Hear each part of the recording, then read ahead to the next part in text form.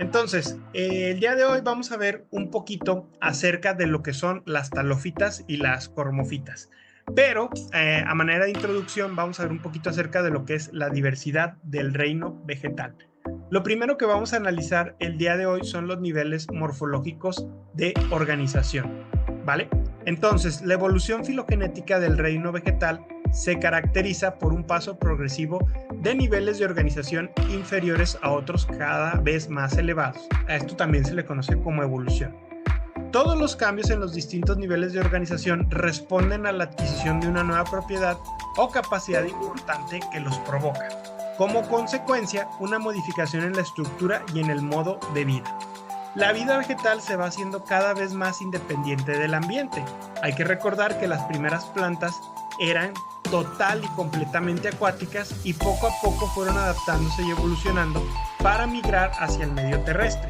No que ya no necesitaran agua para vivir, sino que ya no dependían de estar dentro de una matriz acuosa para poder estar vivas, ¿no? Continuando, las plantas eventualmente fueron capaces de pasar a ambientes más estables.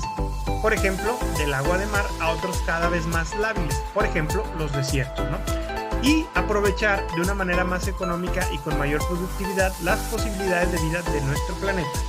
Así pues, los organismos unicelulares acuáticos de tamaño microscópico más primitivos han llegado a evolucionar y a conformar las formas pluricelulares altamente diferenciadas y adaptadas a la vida terrestre en la actualidad. Los individuos más primitivos obtenían la energía necesaria para la vida de compuestos orgánicos que eran muy abundantes en los comienzos de nuestro planeta. Estos organismos fueron llamados heterótrofos, es decir, son aquellos que no producen su propio alimento, sino que dependen de los alimentos del medio para poder estar vivos, ¿no? Estos, como ya lo dije, dependen de otras formas, de otros recursos para obtener su alimento. Los primeros heterótrofos realizaban procesos de fermentación, pero los heterótrofos más modernos, llámese bacterias, hongos y animales, y algunas plantas, pueden además obtener sustancias orgánicas a partir de otros organismos. Es decir, podemos decir que son predadores.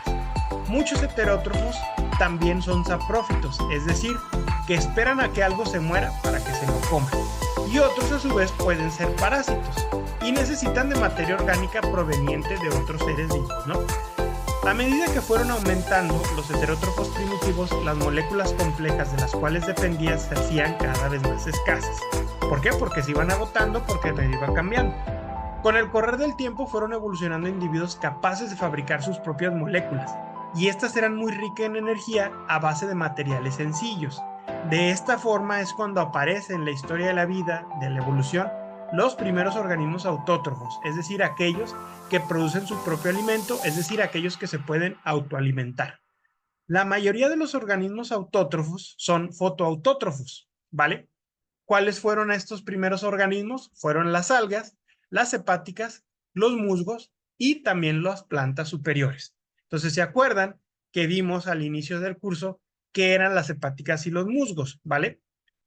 Estos organismos tienen un sistema de pigmentos, llámese la clorofila y otros pigmentos accesorios, que captan y utilizan la energía solar y la transforman en energía química y la fijan a una molécula orgánica. Estas moléculas orgánicas son conocidas como fotosintatos. Uno de los principales fotosintatos es la glucosa. Sin embargo, existen otros organismos que no podríamos decir que son plantas como tal, pero en algunos libros viene que sí lo son las bacterias. Las bacterias son quimioautótrofas y la energía empleada para hacer sus reacciones de síntesis la obtienen oxidando moléculas inorgánicas como compuestos de hidrógeno, azufre, hierro o a partir de la oxidación de hidrógeno gaseoso. Acorde al grado de organización morfológica, podemos diferenciar tres grandes niveles de organización. Los protofitos, que son las plantas más primitivas, los talofitos y las cormofitas, ¿vale? Entonces, estos son los grupos en los que se dividen las plantas, ¿no? Entonces, me voy a regresar aquí tantito para que vean qué onda. Aquí, si se fijan en el temario, nosotros estamos analizando el tema 1, que son talofitas y cormofitos, pero en algunos libros pueden venir como talofitos y cormofitos. Y en otros libros, como el que estoy analizando ahorita, viene como protofitos talofitos y cormofitos, ¿vale? Entonces, continuando con la lectura, el primer grupo que vamos a definir son los protofitos. Los protofitos son plantas muy primitivas, son organismos acuáticos muy sencillos, normalmente tienen una sola célula, es decir, son unicelulares, y esta única célula constituye a todo un individuo independiente y puede llegar a alcanzar un grado más o menos elevado de organización en cuanto a su forma y desarrollo de organulos. Los organulos son sinónimo de sistema de endomembranas o de organelos, ¿vale? En los grupos más primitivos, que son las bacterias y las algas verde-azules, no existe un núcleo bien diferenciado, ¿vale? Y el material nuclear o genético se encuentra libre nadando en la zona central del citoplasma, pero se puede desplazar a otros lugares porque no tiene nada que lo contenga. Y como no tienen una envoltura nuclear, pues anda por ahí nadando a merced de la fuerza, ¿vale? Estos organismos son llamados procariontes o procariotes, ¿sale? En otros casos, como las euglenas, las algas doradas y las algas pardo amarillentas y los hongos unicelulares, nótese que los hongos no son plantas, pero en muchos libros siguen apareciendo dentro de los libros de botánica. Las células van a presentar un núcleo bien organizado con una membrana nuclear y nucleolo. Cuando hablamos de un núcleo bien organizado, estamos hablando de que esa planta, esa célula, perdón, ya tiene un sistema de endomembranas y organelos que hacen funciones específicas. Estos organismos se denominan eucariotes. Entonces, recapitulando, tenemos a los procariotes. Ok, chicos, bueno, entonces nos habíamos quedado aquí. Como les había comentado, pues estamos viendo el primer tema de la unidad número 2 y estamos viendo qué onda con los talofitos y los cormofitos, ¿no? Que como sinónimo pueden encontrarlo en otros libros como talofitas y cormofitas, ¿ok? Entonces, los protofitos van a ser dentro de las plantas los organismos más primitivos, ¿no? Van a ser organismos acuáticos muy sencillos, únicamente tienen una sola célula que constituye a todo un individuo independiente, pueden llegar más o menos a alcanzar un grado elevado de organización en cuanto a su forma y desarrollo de algunos organulos, ¿no? Dentro de los protofitos vamos a encontrar a las bacterias y a las algas verde azulados y no existe un núcleo bien diferenciado. Por lo tanto, el material nuclear, es decir, el cromosoma o el material genético, se encuentran libre nadando en la zona central del citoplasma, aunque si se aplicase una fuerza o por cuestiones medioambientales o gravitatorios, pues ese DNA se podría mover a otras partes de la célula, ¿no? No necesariamente quedando en el centro, ¿no? Porque se puede mover libremente porque no tiene una envoltura o membrana nuclear, ¿vale? Estos organismos, los protofitos, también son denominados procariontes, ¿vale?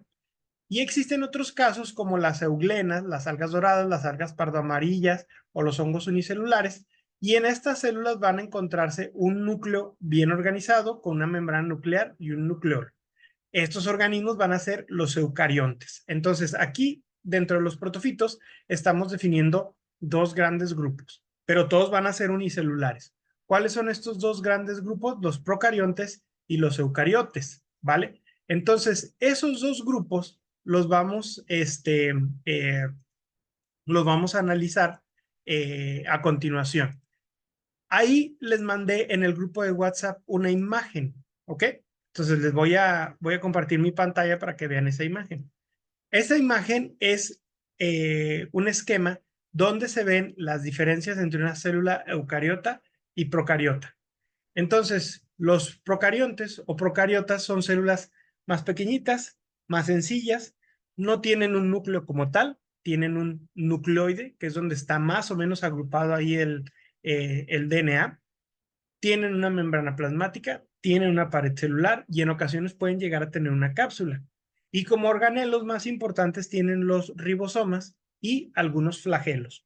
Como tal, no tienen un sistema de endomembranas, únicamente es una serie de capas que cubren a todo el contenido de la célula, ¿no? Sin embargo, si vemos una célula eucariota, pues es un poquito más grande, puede desarrollar más funciones, tiene más material genético, tiene un núcleo bien definido, tiene un nucleolo, que es donde se encuentran los cromosomas y el DNA, tiene mitocondrias, tiene ribosomas, retículo endoplásmico liso, retículo endoplásmico rugoso, vacuolas, etcétera, etcétera. Entonces vean en estas dos imágenes, obviamente están coloreados para hacerlo más ilustrativo, pero ustedes van a ver que existen pues algunas diferencias, ¿no?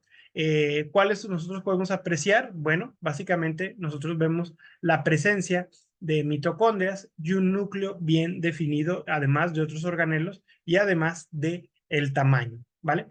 Esas diferencias y semejanzas las van a analizar mucho mejor cuando lleven un curso de microbiología. Pero para efectos prácticos, pues hay que reconocer que existen plantas muy primitivas que pueden ser unicelulares como las microalgas y en algunos libros pueden llegar a venir como parte de las plantas, ¿ok? Entonces, volviendo al tema, eh, ya definimos que existen dentro de los protofitos los procariotes y los eucariontes, ¿no? Entonces, los individuos unicelulares permanecen aislados o bien las células hijas se agrupan quedando unidas por masas gelatinosas que ellas mismas segregan. Estos agregados pueden formar colonias donde existe un número fijo de células y una verdadera división del trabajo, aunque cada célula conserva su individualidad y puede reproducirse independientemente. A estas colonias se les llega a conocer como biotapetes o biopelículas, ¿vale? Pero no son un tejido como tal. Algunas de estas células se pueden conectar a otras mediante puentes plasmáticos y esto les sirve no solamente para la multiplicación, sino para la comunicación. Y ahora sí, vamos a entrar de lleno a analizar lo que son los talofitos. Dentro del grupo de los talofitos vamos a encontrar a las llamadas algas verdes, a las algas rojas, a las algas pardas, a los hongos, a las hepáticas y a los musgos. ¿Por qué se llaman talofitos o talofitas? Bueno, su nombre se debe a que tienen un cuerpo vegetativo pluricelular llamado talo. Tiene más o menos especialización en algunas células o grupos de células y normalmente tienen crecimientos pequeños, ¿vale? Y llegan a formar cosas filamentosas, laminares, con tejidos diferenciados, incluso algunos órganos análogos a los de las plantas superiores. ¿Qué quiere decir esto? Que tiene algunos órganos que se llegan a parecer. Sus células siempre van a ser eucariotas, ¿sale? Es decir, tienen núcleo bien definido y sus membranas celulares van a ser sólidas, pueden ser muy rígidas, normalmente están constituidas de celulosa o pueden llegar incluso a tener quitina. Y normalmente estas células se comunican entre ellas a través de una estructura que se le conoce como el plasmodesmo, que no es otra cosa más que un agujero donde pueden comunicarse con otra célula que tenga un agujerito complementario, ¿no? Normalmente estas comunicaciones intercelulares las originan los auténticos organismos pluricelulares, ¿vale? Al igual que los protofitos, la mayoría de los talofitos están adaptados a la vida en el agua y tienen que tener por lo menos una atmósfera con una gran cantidad de humedad relativa, incluso saturada. ¿Por qué? Porque normalmente no tienen algunas sustancias que limiten su evaporación, como la cutina o la suberina, ¿vale? Entonces, normalmente, si ustedes han tocado alguna planta, alguna hoja, notarán que se siente ligeramente cerosa o como si estuviera plastificada. Entonces, gracias a eso, pues las plantas evitan que se les evapore el agua, ¿vale? Finalmente, tenemos a el grupo más evolucionado de las plantas, el cual se conoce como los cormofitos. Los cormofitos van a ser todas las plantas modernas, desde los helechos hasta las angiospermas, ¿vale? Entonces, en términos generales, podemos decir que los cormofitos son todos los helechos y las plantas con semillas. Normalmente son organismos que ya están adaptados específicamente a la vida terrestre y normalmente tienen un cuerpo vegetativo que se llama cormo, ¿sale? Entonces los cormofitos tienen un cuerpo vegetativo que se llama cormo y las talofitas tienen un cuerpo vegetativo que se llama talo. ¿Cuál es la diferencia? El cormo normalmente tiene un crecimiento pequeño y filamentoso que no tiene estructuras que lo protejan de la desecación. Sin embargo, el cormo de los cormofitos tiene tres órganos fundamentales, que es raíz, tallo y hoja. tienen funciones específicas, están muy especializados y normalmente estos tejidos se van adaptando a la exigencia a la cual están sometidos. Por lo general, los cormofitos llegan a tener un recubrimiento de cutina o suberina que evita que se desequen o se deshidraten, ¿vale? Y normalmente tienen conductos especializados que sirven para transportar sustancias orgánicas, agua y sales y minerales. Normalmente a los cormofitos también se les puede conocer como plantas superiores o plantas vasculares debido a la presencia de estos tejidos que se conocen como los haces vasculares, que pueden llegar a ser principalmente el xilema y el floema, ¿vale? Entonces, ya definimos qué son los talofitos y los cormofitos en cuanto a su constitución física. Ahora, vamos a retomar un pequeño fragmento de lo que habíamos visto en la clase anterior. Recordarán que el último tema de la unidad 1 fue la alternancia de generaciones y la sexualidad en las plantas. Entonces, solamente para que no se nos olvide, acuérdense que las plantas pueden tener reproducción sexual y asexual. La reproducción sexual se va a caracterizar por la fusión de dos células sexuales o la fusión de gametos, lo cual se conoce como singamia, ¿vale? Estas células sexuales son haploides, es decir, tienen la mitad de los genes de la planta papá y la mitad de los genes de la planta mamá. Y se van a unir para formar un cigoto diploide, ¿sale? Estos gametos se pueden encontrar también en hongos y algunas algas, ¿sale? Pero a los gametos de hongos y algas se les va a conocer como isogametos. Los isogametos ya empiezan a aparecer células de animales. ¿Por qué? Porque tienen flagelos y son móviles. Entonces parecen como espermatozoides. ¿Ok?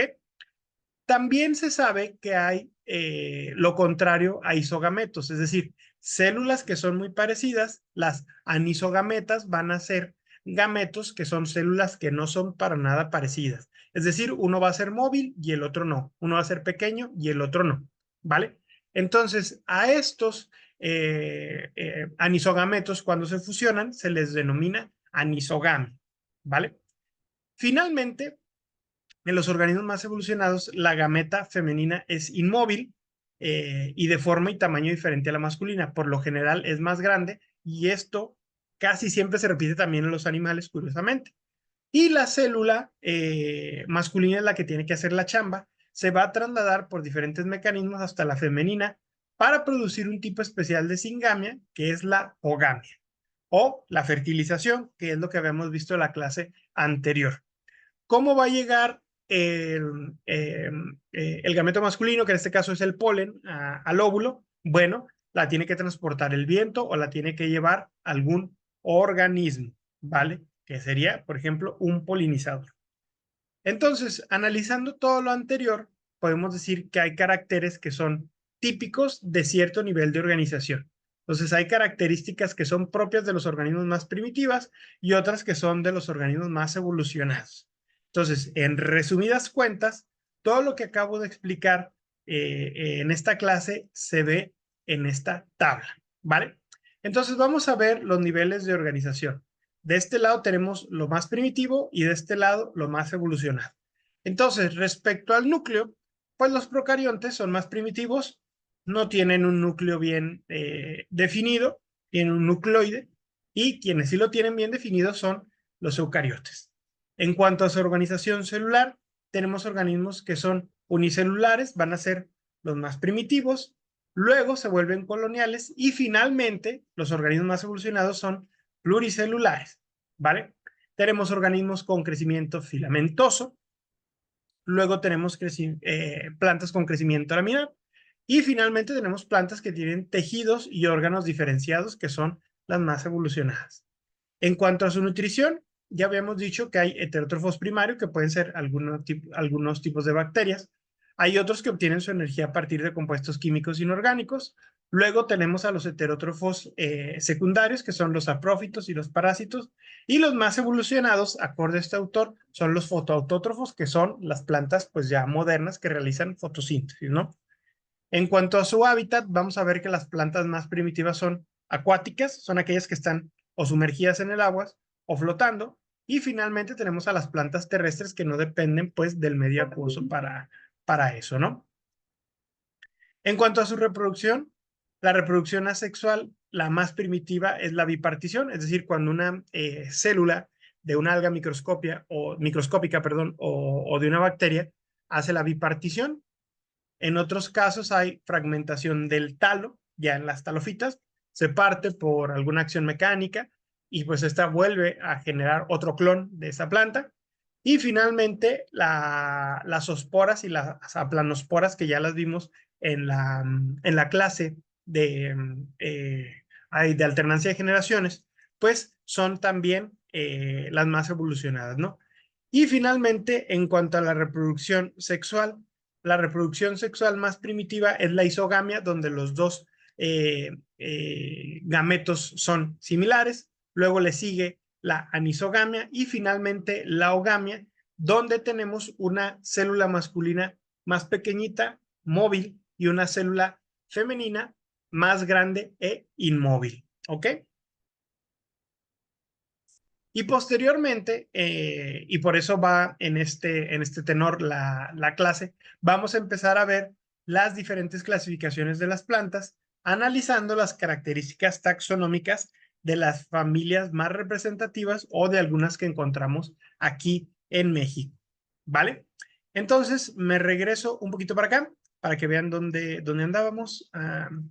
Entonces, este fue el tema de la unidad 2, que es diversificación de las plantas, talofitas y cormofitas. Y para que nos quede bien claro este tema, lo que tenemos que hacer a continuación es una actividad muy pequeñita para la siguiente sesión, que sería el jueves. Y esta actividad, ¿en qué va a consistir? Van a investigar más acerca del tema y van a hacer una tabla como la que presenté ahorita al final de este libro, ¿no? Entonces, esto va a ser a mano, en hojas de máquina nuevas o recicladas, y básicamente lo que tienen que hacer ustedes es investigar qué son las talofitas y las cormofitas. Pueden leer a más detalle este capítulo del libro que ya tienen ustedes. Se los envié, está en el grupo de Facebook, de WhatsApp, y sobre todo se lo llevaron en la memoria. Y lo que van a hacer es una tabla comparativa con las principales características, es decir, las semejanzas y las diferencias entre estas plantas. Entonces, es algo parecido a lo que estaba en la última, en la última página del libro que les chequé. Entonces, ahorita se los voy a presentar de nuevo. No tiene que ser igualita la tabla. Es nada más, pues, un ejemplo, ¿no? Entonces, estos son los niveles de organización donde nosotros podemos encontrar las características de los organismos dentro de talofitas y cormofitas, las más primitivas, a las características pues más evolucionadas. Entonces, lo que tienen que hacer ustedes de chamba es investigar, ya sea que lean con más detenimiento esto que les comenté hace un momento, investigar qué son las talofitas y las cormofitas y hacer una tabla con sus similitudes y diferencias, ¿vale? Entonces, chicos, ¿tienen alguna duda o pregunta de la tarea? No, profe. ¿No? Profe, ¿Mande? no, ninguna. Ah, ok. Muy bien. Excelente.